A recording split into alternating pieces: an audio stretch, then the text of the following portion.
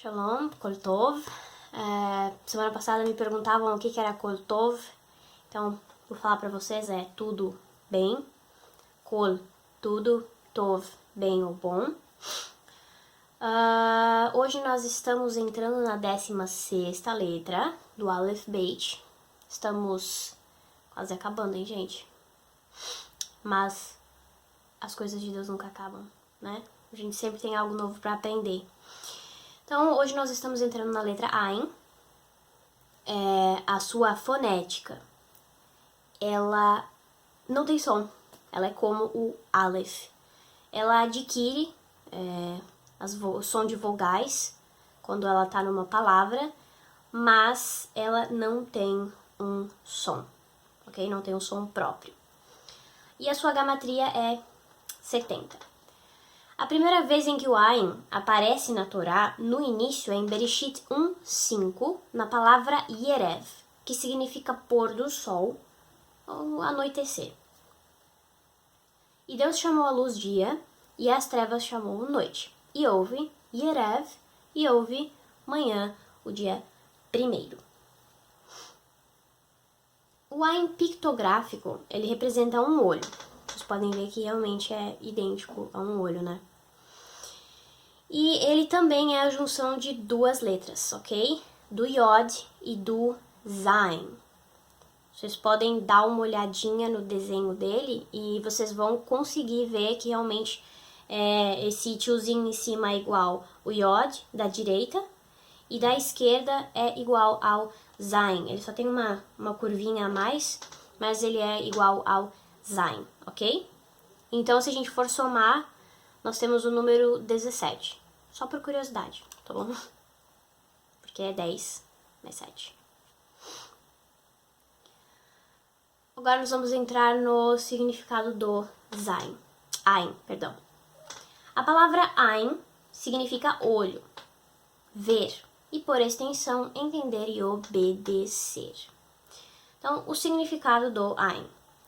O Ain às vezes é descrito como tendo dois olhos que se conectam a um nervo óptico comum que leva ao cérebro. Você pode ver no formato da letra que ela realmente acompanha esse raciocínio. Então nós temos os dois tiozinhos em cima, né, que parecem realmente um olho e eles se ligam no centro.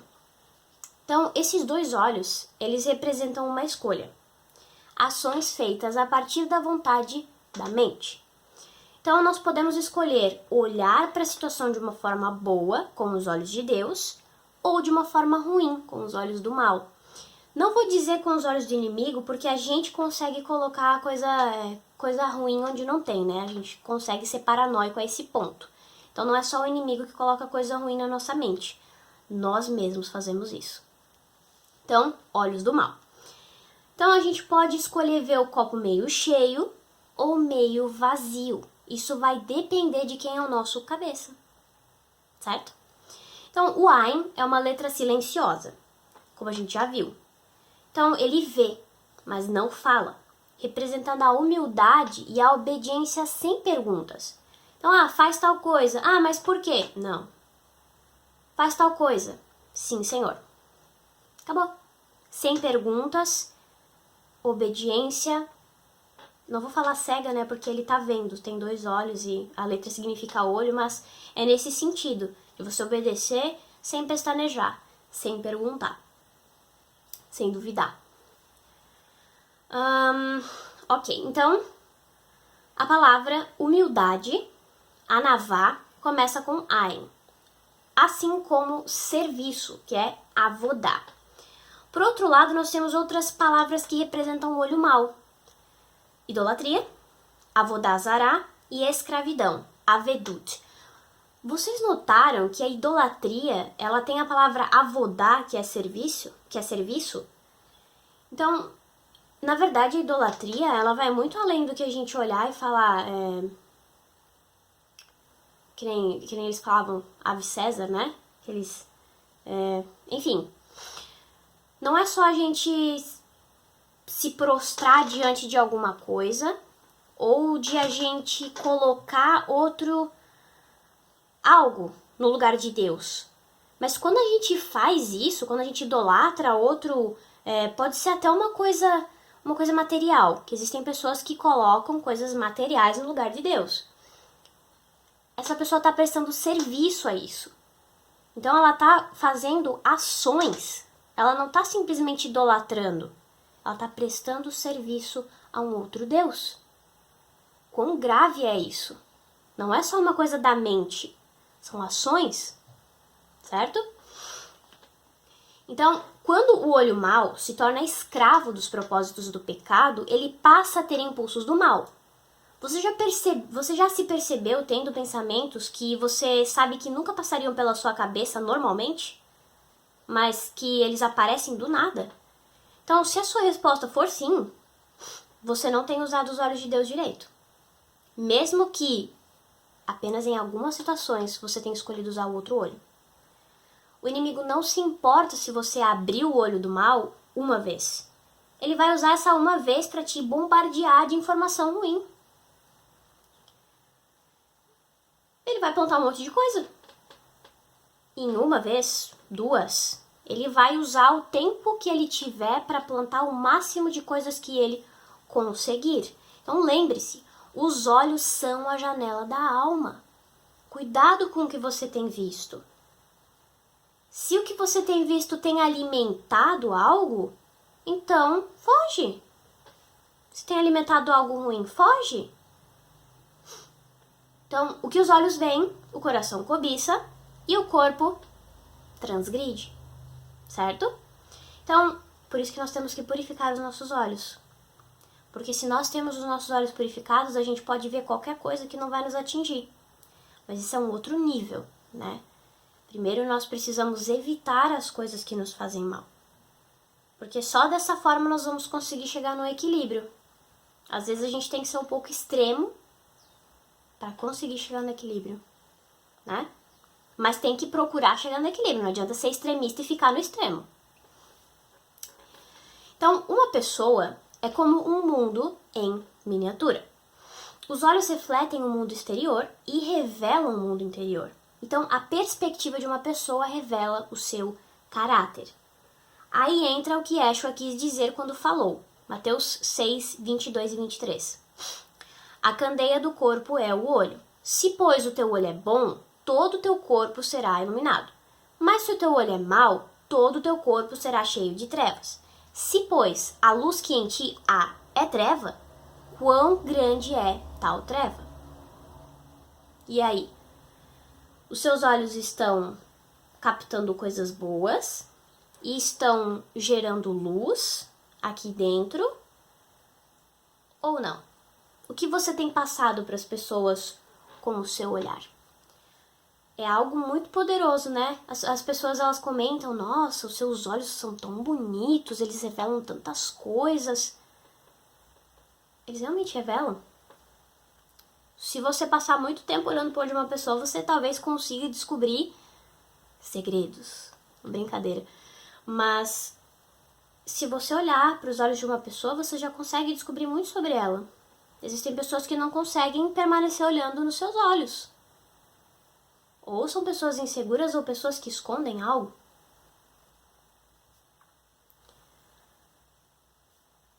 Prestem bem atenção no que vocês estão vendo.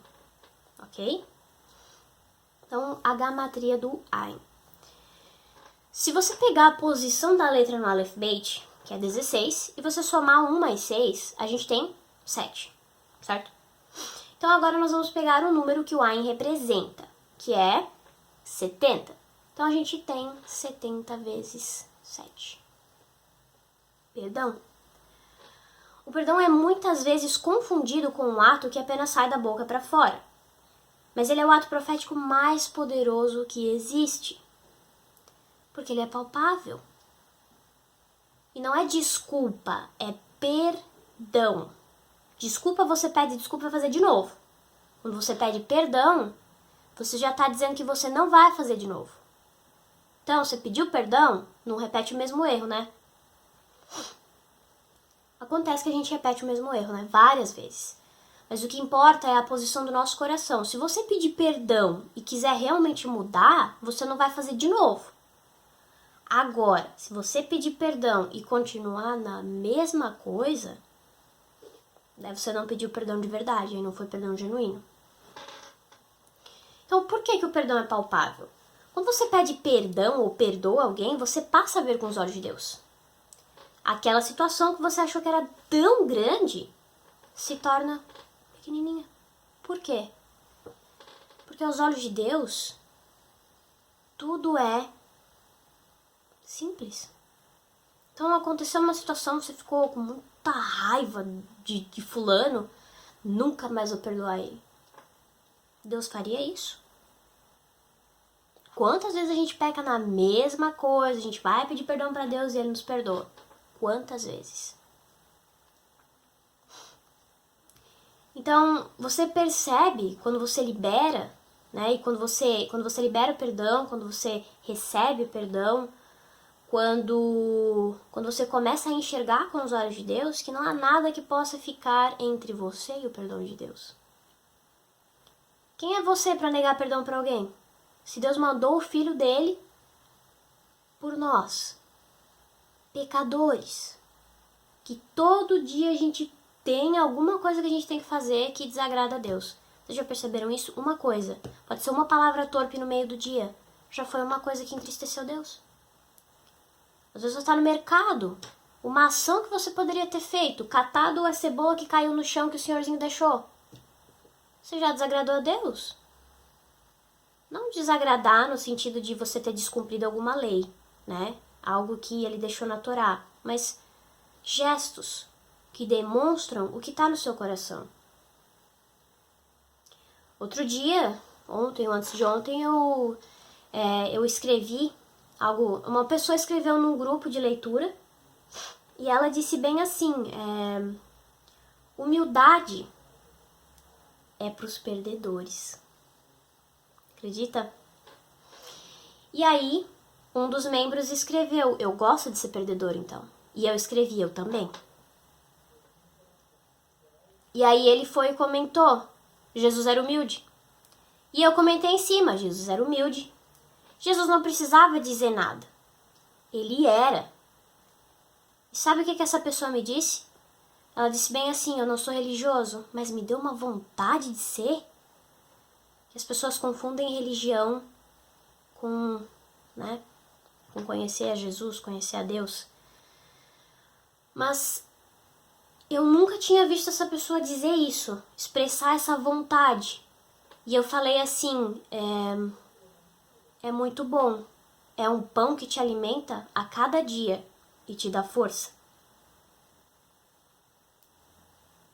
E eu sei que isso fez diferença. São coisas que às vezes a gente precisa se posicionar. Eu poderia muito bem ter ficado quieta. A menina tava lá, a pessoa tava lá, dizendo que preferia ser... que preferia não ser humilde, porque humilde é ser perdedor. A pessoa poderia ter dito isso, todo mundo deixado passar, mas não. Fui lá e falei que eu também gosto de ser uma perdedora. Porque, cara, a humildade ela te leva a níveis muito maiores do que você no seu orgulho consegue chegar. Porque você pode chegar em algum lugar com o seu orgulho, mas Deus vai lá, ó, fica quietinho aí. Pode descer. Precisa ser tratado muito ainda. Então, a humildade é uma coisa assim que, se todas as pessoas soubessem que ser humilde não é se jogar no chão e deixar os outros passar por cima, muita coisa mudaria. A humildade é algo poderosíssimo. E às vezes a sua humildade pode mudar o ponto de vista de alguém. Né? Então, tá. Então, não há nada que fique entre nós e o perdão de Deus quando a gente começa a enxergar com os olhos de Deus. Porque quando a gente reconhece os nossos erros, a gente vê com os olhos de Deus. Por quê? Porque se a gente for ver, se a gente for olhar para nós mesmos com os nossos próprios olhos, a gente vai se achar assim, perfeito. Não tem defeito nenhum. Agora, se nós escolhermos olhar com os olhos de Deus, a gente vai achar muita coisa e vai querer mudar. E a mudança é palpável. Quando você pede perdão, de verdade, você muda. É palpável. Se você não muda, você não pediu perdão. Foi da boca para fora.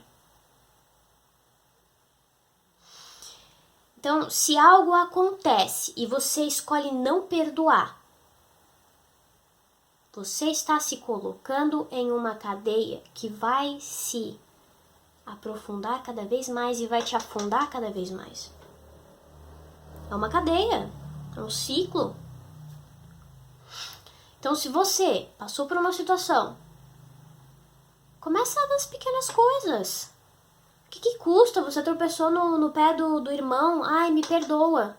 E não tropeça de novo no pé dele, presta atenção, olha por onde você está andando. Esbarrou em alguém na rua, ai, me perdoa. E não esbarra em mais ninguém. Olha para onde você está andando. Você é uma galinha que fica olhando para o chão o tempo todo. O que você tem feito? Você tem olhado para o chão?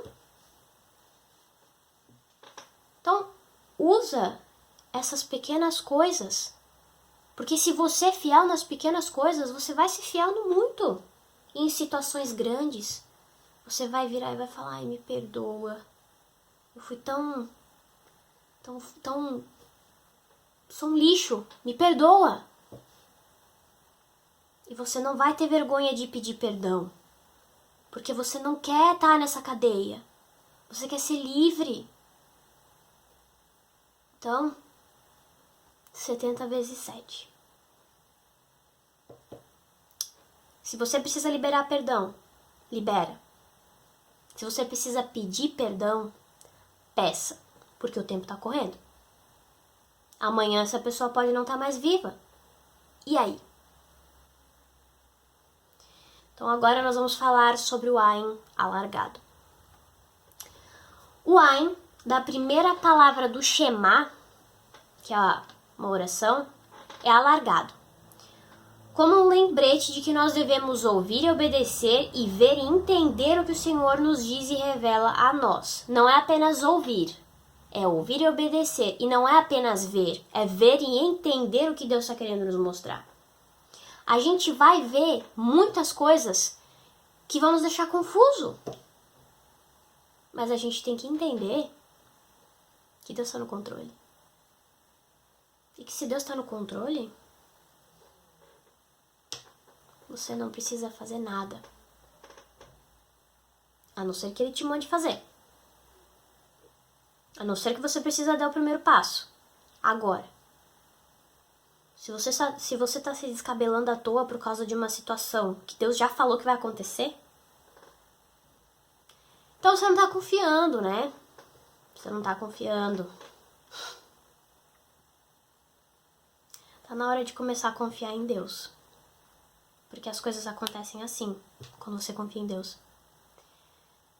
É um período de confiar cegamente. De ver o que Deus está colocando na sua frente e de esperar. Porque às vezes, por mais que Deus mostre, às vezes não é o momento certo de você ter aquilo. Mas Deus está ali.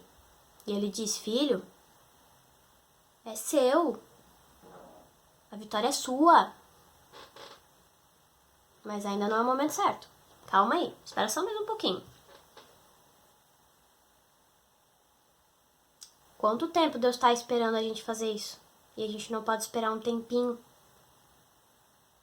Quanto tempo Deus está esperando a gente confiar nele? A gente colocar as coisas na mão dele? Quanto tempo? Quanto tempo Ele está vendo a humanidade se afundar num buraco cada vez mais? E a gente não pode esperar um pouquinho? Então, a oração é a seguinte.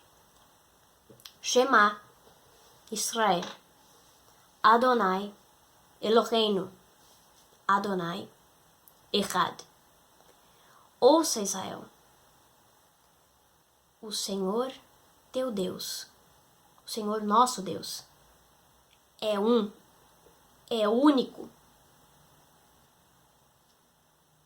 Não há nenhum outro Deus. Somente Ele. Ele é o Deus do impossível. E você tá aí batendo a sua cabeça achando que Ele não vai fazer. Sendo que Ele já falou que vai fazer.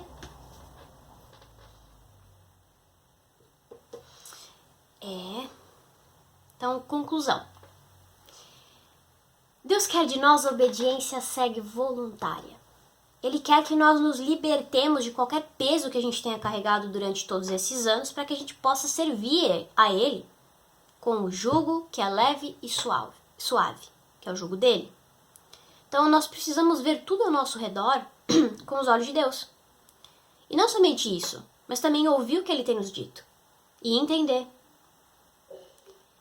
Espera que eu farei. Ouve o que eu já te disse. Espera que é o meu tempo, não o seu tempo. Então, se a gente escolhe enxergar com os olhos de Deus as situações ao nosso redor, a nossa vida vai mudar. A nossa vida muda. Sabe por quê? Porque em qualquer coisa nós vamos dizer o que o Senhor quer me ensinar, e aí o diabo vai lá no chão. E você enterra todo e qualquer levante que o diabo possa inventar. De fazer você sair do propósito. De fazer você se perguntar por que o Senhor está me dando essa luta. Porque você é capaz. Você consegue passar por isso. Agora, se você escolher enxergar com os olhos de Deus, você vai estar lutando com Deus. Se você escolher enxergar com os olhos do mal, você vai estar lutando contra Deus. E aí o negócio é mais doído. É mais doloroso. Então, levem isso para vocês. Pensem nisso. É algo muito importante. E nós ficamos por aqui hoje. Espero que vocês tenham gostado da aula. Eu gostei bastante. E é isso daí. Então, Deus abençoe vocês. Até a próxima aula. Shalom.